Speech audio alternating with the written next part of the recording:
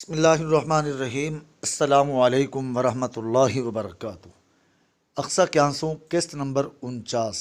اے بنی اسرائیل، بیروت کا شمار بھی دنیا کے ان مہذب شہروں میں ہوتا ہے جہاں غریب ہونا تو کوئی جرم نہیں، البتہ بھیک مانگنا ضرور منع ہے۔ بندرگاہ کے باہر پولیس کا ایک سپاہی بیت کی چھڑی گھما گھما کر بہت سے گداگروں کو منتشر کر رہا تھا جو سیاحوں پر بھوکی چیلوں کی طرح جھپٹتے تھے۔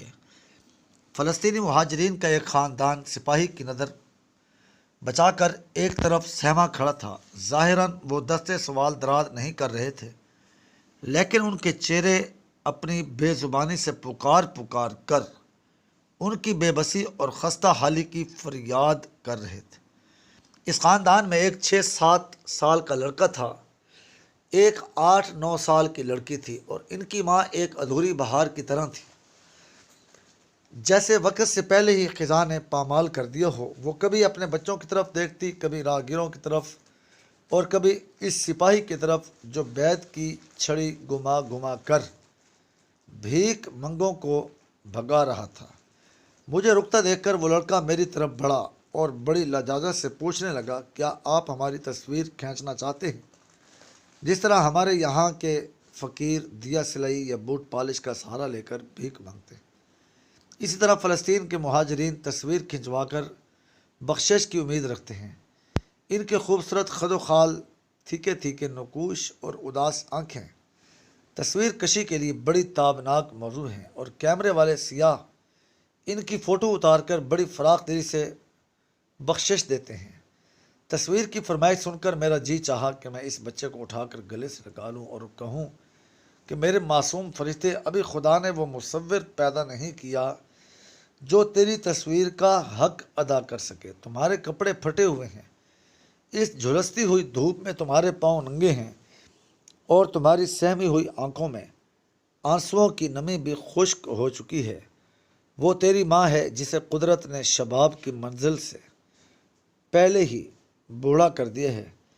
اس کے بھنچے ہوئے ہونٹوں پر شاید کوئی فریاد لرز رہی ہے، لیکن وہ سپاہی کے ڈر سے اپنا منہ نہیں کھول سکتی، یا شاید اس کے سوکھے ہوئے ہونٹوں پر ایک غضبناک بد دعا تڑپ رہی ہے جو اس نے صرف اس ڈر سے روکی ہوئی ہے کہ کہیں اس دنیا کا بھی وہی حشر نہ ہو جو عاد اور سمود کی بد نصیب اقوام کا ہوا تھا، اور وہ تیری گڑیا سی بہن جس نے ایک ہاتھ میں اپنی ماں کا دامن تھاما ہوا ہے اور دوسرے ہاتھ سے وہ تمہیں واپس بلا رہی ہے تاکہ کوئی راہگیر تمہیں زبردستی اٹھا کر اپنے ساتھ نہ لے جائے۔ اس ننھی سی معصوم بچی کے پاؤں بھی ننگے ہیں، اس کے کپڑوں میں بھی بہت سے سوراخ ہیں، اس کے سنہری بال ریشم کے الجھے ہوئے گچھوں کی طرح پریشان اور گھنگریالے ہیں۔ ان خوبصورت بالوں میں ریت کے ذرے ابرق کی طرح چمک رہے ہیں۔ بچی کی پلکیں گھنی اور نوکدار ہیں، اور اس کی اداس آنکھوں میں نیلی نیلی جھلیوں کی عطا گہرائیاں ڈوبی ہوئی ہیں۔ اگر یہ بچی آسمان پر پیدا ہوئی ہوتی بے شک جنت کی حور بنتی، لیکن وہ اس بے رحم زمین پر پیدا ہوئی، اور بنی آدم اور بنی اسرائیل کے ہاتھوں میں خدا کا یہ نادر شاہکار بھوک سے مرجھایا ہوا ہے، خوف سے سہما ہوا ہے، بے گھر ہے، بے سہارا ہے، اداس ہے، پامال ہے۔ اس بچے کی جلد زیتون کی طرح تازہ اور شفاف ہے، اس کی رگوں میں خون گردش کر رہا ہے۔ اس میں 2500 سال سے فلسطین کے چشموں کا پانی اور فلسطین کے پھولوں کی نگہت اور فلسطین کے انگوروں کا رس رچا ہوا ہے۔ اس لڑکی کے وجود میں القدس کی ان گنت صدیوں کے تقدس کی امانت پوشیدہ ہے۔ اس کی پرورش بڑے بڑے بزرگوں نے کے زیر سایہ ہوئی ہے۔ اس کی تربیت میں آسمانی صحیفوں کا ہاتھ ہے جو خدا نے اس برکت والی زمین پر نازل فرمائے۔ اس لڑکی کے آباء و اجداد 2500 سال سے فلسطین کی خاک میں دفن ہو رہے ہیں، لیکن آج یہ لڑکی روٹی کے ایک ٹکڑے اور سہارے کی ایک جھونپڑی کے لیے ننگے پاؤں اور ننگے سر بیروت کی گلیوں میں پریشان حال ٹھوکریں کھا رہی ہے، کیونکہ بنی اسرائیل کی بھیڑوں کو ایک بار پھر وہ گھر یاد آنے لگا ہے جس سے 2500 سال قبل خدا نے انہیں نکال باہر کیا تھا۔ یہودیوں کا جدید ترین مقدس اعلان بالفور برطانیہ کے دفتر خارجہ کی جانب سے نازل ہوا، اور جس میں بشارت دی گئی تھی کہ شاہ انگلستان کی حکومت فلسطین میں یہودیوں کے لیے ایک قومی گھر مہیا کرنے کے حق میں ہے، اور اس سلسلے میں یہودیوں کی ہر ممکن مدد کرے گی۔ جس عقیدت مندی سے یہ یہودی اس انسانی بشارت کی پیروی کر رہے ہیں، اگر اسی طرح انہوں نے اپنی الہامی کتاب تورات کو بھی مانا ہوتا تو شاید بنی اسرائیل کو ہزاروں سال تک در بدر کی خاک نہ چھاننا پڑتے۔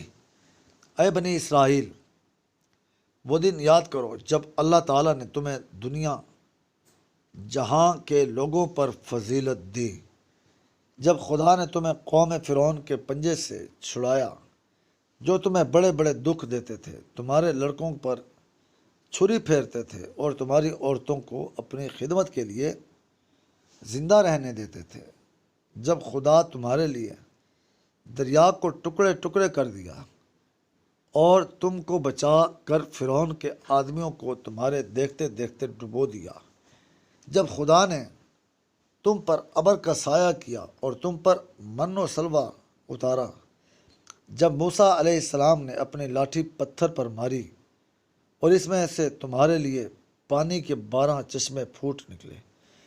اے بنی اسرائیل، وہ دن بھی یاد کرو جب خدا نے تم سے عہد لیا تھا کہ تم حق کے ساتھ باطل کو نہ ملانا اور خدا کی آیات کو سستے داموں نہ بیچنا، لیکن تم اس وعدے کو وفا نہ کر پائے اور تم نے بڑی ہٹ دھرمی سے بچڑے کو اپنا خدا بنا لیا۔ تم نے من و سلوہ کی نعمت کو ٹھکرا کر ساگ، پات، ککڑی، لہسن، مسور اور پیاز کی فرمائش کی، اور اپنی اکڑ میں تم نے پیغمبروں کو جھٹلایا اور بعض کو ناحق جان سے مار ڈالا، اور خدا نے تمہاری نافرمانیوں کی پاداش میں کبھی تم کو خود اپنے ہاتھوں سے ایک دوسرے کو قتل کرنے کا حکم دیا، کبھی تم کو بجلی نے لے ڈالا، کبھی تم راندہ درگاہ ہو کر بندر بنا دیے گئے، کبھی تمہارے سر پر طور کا پہاڑ لٹکا دیا گیا۔ اے بنی اسرائیل، بے شک تمہارے دل پتھر ہو گئے ہیں، بلکہ اس سے بھی زیادہ سخت۔ پتھروں میں بعض تو ایسے ہوتے ہیں ان سے نہریں جاری ہوتی ہیں، اور بعض ایسے ہوتے ہیں کہ ان میں دراڑ پڑ جاتی ہے اور ان سے پانی رسنے لگتا ہے۔ اے بنی اسرائیل، آج تمہاری نسل بالکل اسی طرح مسخ ہو چکی ہے جس طرح کہ تم نے خدا کے کلام تورات کی شکل بدل ڈالی تھی۔ تمہاری رگوں میں جو لہو گردش کر رہا ہے اس میں اسرائیلی خون کی آمیزش بہت ہی کم ہے۔ ہزاروں سال سے تم دنیا کے گوشے گوشے میں مارے مارے پھر رہے ہو، اور تمہاری نسل دوسری قوموں میں خلط ملط ہو کر اب اپنی کوئی امتیازی حقیقت نہیں رکھتی۔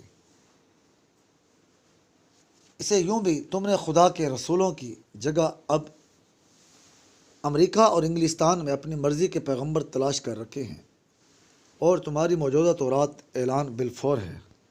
لیکن یاد رکھو، اس عرب بچی کا سہما ہوا دل اور اس کی غم دیدہ ماں کی ڈوبی ہوئی آہ تمہارے سر پر کوہ طور سے بھی زیادہ خطرناک پہاڑ کی طرح لٹک رہی ہے۔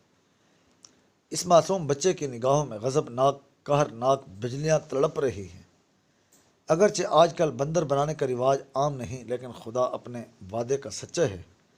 تم امریکہ اور انگلستان میں ڈھلے ہوئے سونے چاندی کے بچڑوں کی جس قدر جی چاہے پوجا کر لو، لیکن عذاب کا جو توق تمہاری گردن میں پڑا ہوا ہے اس سے تمہیں نجات نہیں مل سکتی۔ ماخوذ از شہاب نامہ، صفحہ نمبر 590 تا 593 جاری ہے۔